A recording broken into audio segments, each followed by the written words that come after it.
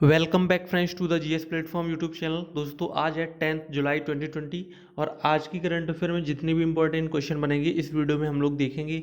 और अगर आप चैनल पर नए हैं तो चैनल को सब्सक्राइब करें और साथ ही साथ पीडीएफ को डाउनलोड करने के लिए टेलीग्राम ग्रुप को ज्वाइन करें, जिसकी लिंक वीडियो की डिस्क्रिप्शन बॉक्स में दी गई है। तो चलिए शुरू करते हैं आज की वीडियो। तो आज का फर्स्ट क्वेश्चन है, किस देश ने WHO यानी कि विश्व स्वास्थ्य संगठन से आधिकारिक रूप से अलग होने का ऐलान कर दिया है? तो इसका आंसर हो जाएगा संयुक्त राज्य अमेरिका। ऑप्शन ए सही होगा। तो देखिए, अमेरिका ने 6 जुलाई 2021 को ये एक डेट निर्धारित की गई है। इस डेट तक विश्व स्वास्थ्य संगठन यानी कि वर्ल्ड हेल्थ ऑर्गेनाइजेशन से आधिकारिक तौर पर अलग होने का ऐलान कर दिया गया है। तो अमेरिका के WHO से अलग होने की वास्तविक प्रक्रिया जो है वो 6 जुलाई 2020 से ही अमेरिका के मंत्री माइक पोम्पियो द्वारा हस्ताक्षरित एक पत्र के साथ शुरू हो गई है और इसे प्रभावी होने में लगभग 1 साल लग जाएगा। यानी कि आप ध्यान रखेंगे 6 जुलाई 2020 से प्रक्रिया शुरू हुई है और 6 जुलाई सन 2021 तक ये अमेरिका WHO से पूर्णतः अलग हो जाएगा। मैं आपको बता दूं कि इसके पीछे रीज़न क्या है कि WHO से अमेरिका देश अलग हो रहा है, जबकि अमेरिका WHO का एक बहुत ही बड़ा और बहुत ही महत्वपूर्ण देश था। तो देखिए, इसमें होता क्या है कि जो अमेरिका देश है वो WHO पर लगातार कोरोना वायरस पर चीन का साथ देने का आरोप लगाता रहा है, जिसका पता पिछले साल चीनी शहर वुहान में चला था। और अमेरिका ने WHO पर ये आरोप लगाया था कि WHO जो कोरोना वायरस की जो केसेस हैं उसके मामले में WHO ने जानकारियों को छुपाया है। ठीक है, तो देखिए मैं आपको बता दूं कि जो अमेरिका है वो WHO का जो एक बहुत बड़ा पार्टी रहा है वो कब से रहा है, 1948 से ही रहा है। और अमेरिका WHO का सबसे बड़ा योगदानकर्ता भी है। WHO को प्रतिवर्ष 450 मिलियन अमेरिकी डॉलर की राशि भी प्रदान करता है। जो वहीं चीन की बात करें जो लगभग 40 मिलियन अमेरिकी डॉलर ही प्रदान करता है। तो 450 और 40 इसमें एक बहुत बड़ा डिफरेंस है, आप देख सकते हैं। तो आप ध्यान रखेंगे कि अमेरिका 21 जून 1948 को हुए WHO के गठन के बाद से ही इसका सदस्य रहा है, लेकिन अब वो इससे अलग होने की उसने घोषणा की है। ठीक है, WHO की बात करें तो वर्ल्ड हेल्थ ऑर्गेनाइजेशन यानी कि WHO का जो मुख्यालय है वह जिनेवा स्विट्जरलैंड में, और इसकी जो महानिदेशक हैं वो है टेड्रोस एडानॉम घेब्रेयेसस। राइट, चलिए आगे देखते हैं। नेक्स्ट क्वेश्चन है, क्लाइमेट एक्शन पर वर्चुअल मिनिस्ट्रियल बैठक के चौथे संस्करण में भारत का प्रतिनिधित्व किसने किया है?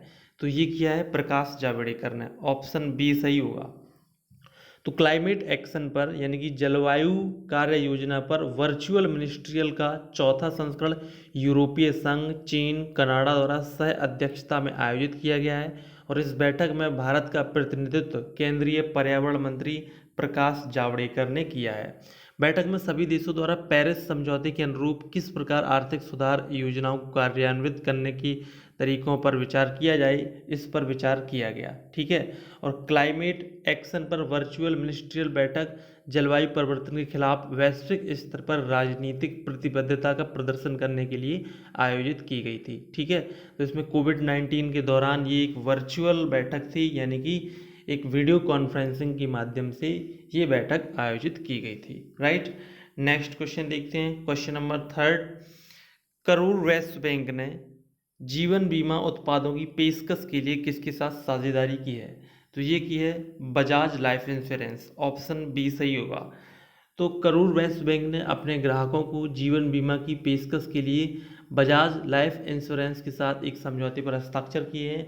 बजाज अलायंस के उत्पाद भारत भर में फैली करूर वैश्य बैंक की सभी 780 शाखाओं में अब उपलब्ध रहेंगे।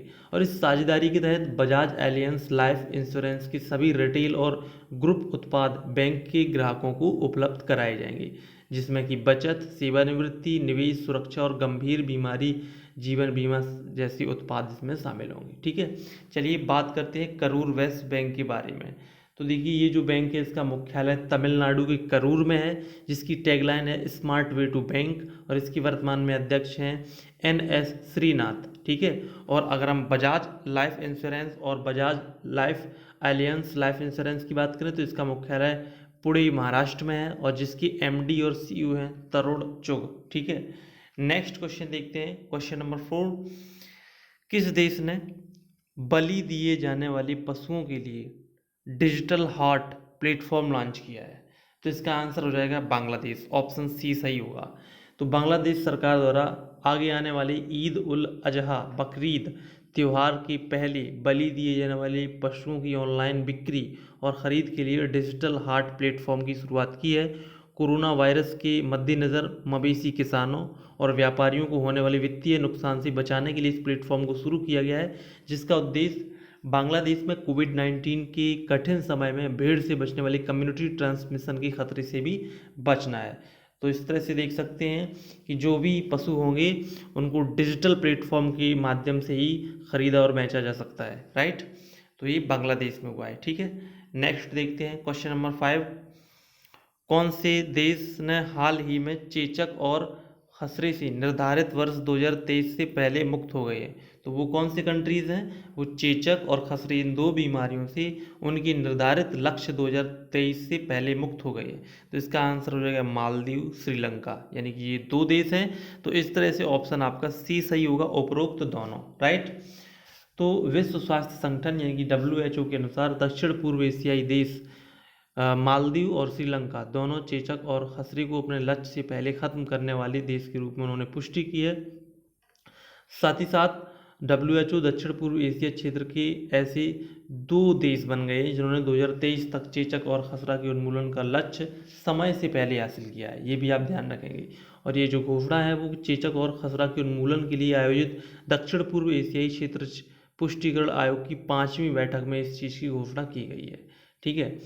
अगर हम बात करें श्रीलंका की, तो आप जानते हैं जो श्रीलंका देश है वो भारत के दक्षिण में है। वहाँ के राष्ट्रपति हैं गोताबाया राजपक्षे और प्रधानमंत्री हैं महिंदा राजपक्षे, जिसकी राजधानी है श्री जयवर्धनपुरा कोट्टी। इमेज में देखिए आप, यहाँ पर भारत के बिल्कुल दक्षिण में ये श्रीलंका है और उसके दक्षिण में भी यहाँ पर मालदीव है। तो ये दोनों देश चेचक और खसरे से मुक्त हो गए हैं। आगे देखते हैं, नेक्स्ट क्वेश्चन है क्वेश्चन नंबर 6। हाल ही में भारत की सबसे बड़ी तितली किस हिमालयी तितली को घोषित किया गया है? तो इसका आंसर हो जाएगा golden bird wing, option A सही होगा। तो ये जो तितली है इमेज में दी गई है, भारत की सबसे बड़ी तितली घोषित की गई है और 88 यानी कि 88 वर्षों के बाद इस तरह की सबसे बड़ी तितली पाई गई है। तो उत्तराखंड के पिथौरागढ़ जिले के दीदीहाट कस्बे में 194 mm 194 mm, ठीक है। तो 194 मिलीमीटर पंखों वाली मादा गोल्डन बर्ड विंग तितली पाई गई, जबकि 106 mm पंखों वाली नर गोल्डन बर्ड विंग तितली शिलांग के वानखर तितली संग्रहालय में मौजूद है, ठीक है। तो हाल ही में इसकी और अन्य 24 प्रजातियों की तितलियों के नए मापों की जानकारी बायोनेट्स की नवीनतम अंक में प्रकाशित की गई है, जिसमें उत्तराखंड के भीमताल में स्थित बटरफ्लाई रिसर्च सेंटर के पीटर स्मैक्सेक और युआन विश्वविद्यालय की चीनी विज्ञान अकादमी की सृष्टि पंती ने इस चीज़ की घोषणा की है, राइट, कि गोल्डन बर्ड विंग भारत की सबसे बड़ी तितली है। आगे देखते हैं, नेक्स्ट क्वेश्चन है क्वेश्चन नंबर 7। कोविड-19 के कुछ माह बाद पहला अंतर्राष्ट्रीय क्रिकेट मैच किन देशों के बीच खेला गया? तो इसका आंसर हो जाएगा इंग्लैंड और वेस्ट इंडीज, ऑप्शन ए सही होगा। तो इंग्लैंड और वेस्ट इंडीज़ के बीच 3 टेस्ट मैचों की श्रृंखला का पहला क्रिकेट मैच 8 जुलाई, ठीक है, 8 जुलाई 2020 को लंदन की एजिस बाउल में खेला गया। साथ ही अंतर्राष्ट्रीय क्रिकेट कोविड-19 महामारी के कारण 117 दिनों के अंतराल में फिर से शुरू हो गया है। मेजबान इंग्लैंड का नेतृत्व नियमित कप्तान जो रूट की अनुपस्थिति में ऑलराउंडर बेन स्टोक ने किया, जबकि वेस्ट इंडीज़ का नेतृत्व जेसन होल्डर ने किया। तो आप ध्यान रखेंगे, ये क्वेश्चन बन सकता है कि कोविड-19 के बाद जो पहला मैच खेला गया वो किन देशों के बीच खेला गया? तो वो खेला गया है इंग्लैंड और वेस्ट इंडीज़ के बीच। और कब खेला गया, इसकी शुरुआत कब हुई? तो ये आपका हो जाएगा 8 जुलाई 2020। चलिए आगे देखते हैं, नेक्स्ट क्वेश्चन है question number 8। India Global Week 2020 का उद्घाटन किसने किया? तो इसका आंसर हो जाएगा प्रधानमंत्री नरेंद्र मोदी ने, ऑप्शन ए सही हो जाएगा, ठीक है। तो इसका उद्घाटन 9 जुलाई को किया गया है और प्रधानमंत्री नरेंद्र मोदी ने इसका उद्घाटन किया है। और 3 दिवसीय आभासी सम्मेलन का जो विषय है, क्योंकि ये 3 दिन तक चलेगा और आभासी सम्मेलन है यानी कि वीडियो कॉन्फ्रेंसिंग के माध्यम से इसका संचालन किया जा रहा है। इसका जो विषय है वो है the revival India and a better new world, ठीक है। और इंडिया ग्लोबल वीक 2020 में कुछ कुल 30 देशों के 5,000 वैश्विक प्रतिभागी इसमें शामिल होंगे। कुल मिलाकर 250 इसमें वैश्विक वक्ता होंगे और 75 सत्रों में आभासी सम्मेलन को संबोधित किया जाएगा, ठीक है। तो इस पॉइंट को आप ध्यान रखेंगे। नेक्स्ट देखते हैं question number 9, global humanitarian award 2020 से किसे सम्मानित किया गया है? तो इसका आंसर हो जाएगा सचिन अवस्थी, ऑप्शन ए सही होगा। तो नेशनल मीडिया क्लब के अध्यक्ष सचिन अवस्थी को ग्लोबल ह्यूमैनिटेरियन अवार्ड 2020 के तहत शीर्ष प्रचारक का उनको सम्मान मिला है। वो 35 विभिन्न देशों और 7 महाद्वीपों से नामांकित 100 पुरस्कार विजेताओं में से एक हैं। लोगों को सम्मानित करने के लिए ग्लोबल ह्यूमैनिटेरियन अवार्ड 2020 द्वारा माननीय को सम्मानित करने के तहत पुरस्कारों की घोषणा की गई है, जो समाज और दुनिया को बेहतर बनाने के लिए निस्वार्थ रूप से काम कर रही है। तो ये जो अवार्ड है ये मिला है सचिन अवस्थी को। तो पुरस्कार जो एग्जाम में पूछे जाते हैं वो आप ध्यान रखेंगे। नेक्स्ट क्वेश्चन है क्वेश्चन नंबर 10, टोरंटो अंतर्राष्ट्रीय फिल्म महोत्सव के लिए किसे राजदूत के रूप में नियुक्त किया गया है? तो इसका आंसर हो जाएगा प्रियंका चोपड़ा, ऑप्शन आपका डी सही हो जाएगा। तो प्रियंका चोपड़ा जोनास की ने घोषणा की है कि उन्हें टोरंटो अंतर्राष्ट्रीय फिल्म महोत्सव TIFF 2020 के राजदूत के रूप में चुना गया है और वो 50 प्रतिष्ठित फिल्म निर्माताओं और अभिनेताओं की सूची में शामिल की गई हैं जिन्हें TIFF की राजदूत के रूप में नियुक्त किया गया है। और त्यौहार ये जो रहेगा, यानी कि जो टोरंटो फिल्म महोत्सव या त्यौहार बोल सकते हैं, ये कोविड महामारी के मद्देनज़र डिजिटल स्क्रीनिंग और आभासी रेड कारपेट के जरिए होगा, यानी कि ये भी आपका वर्चुअल होगा। यहाँ पर कोई भी मास गैदरिंग नहीं होगी। और ये जो आयोजन है वो सितंबर में 10 से 19 सितंबर 2020 आयोजित किया जाएगा, ठीक है। तो ये रहे आज की वीडियो के टॉप 10 करंट अफेयर क्वेश्चन जो कि आपने स्टडी किए। आगे देखते हैं कल जो आपसे करंट अफेयर की क्विज का क्वेश्चन पूछा गया था उसका आंसर। तो इसका आंसर हो जाएगा फ्रांस। आपसे पूछा गया था किस देश के प्रधानमंत्री एडवर्ड फिलिप ने इस्तीफा दे दिया है? ऑप्शन सी सही होगा। और कल की जो GS क्विज थी उसका आंसर है 1985, ऑप्शन सी। आपसे पूछा गया था कि सार्क की स्थापना कब हुई थी? तो ये तो रही कल की दोनों क्विज के आंसर। अब बात करते हैं आज की करंट अफेयर की क्विज। तो हैशटैग करंट अफेयर में देखिए क्वेश्चन दिया गया है, हाल ही में किस देश की राष्ट्रपति को वर्ष 2036 तक पद संभालने की घोषणा की गई है? तो इसका आंसर आप कमेंट बॉक्स में दीजिए, ऑप्शन आपके सामने दिए गए हैं, ठीक है। और दूसरा क्विज है आपका हैशटैग GS कि नगोट्रलम किस देश की मुद्रा का नाम है? ऑप्शन आपके सामने 4 ऑप्शन दिए गए हैं, इसका ऑप्शन जो भी सही है उसका आंसर आप कमेंट बॉक्स में दे सकते हैं।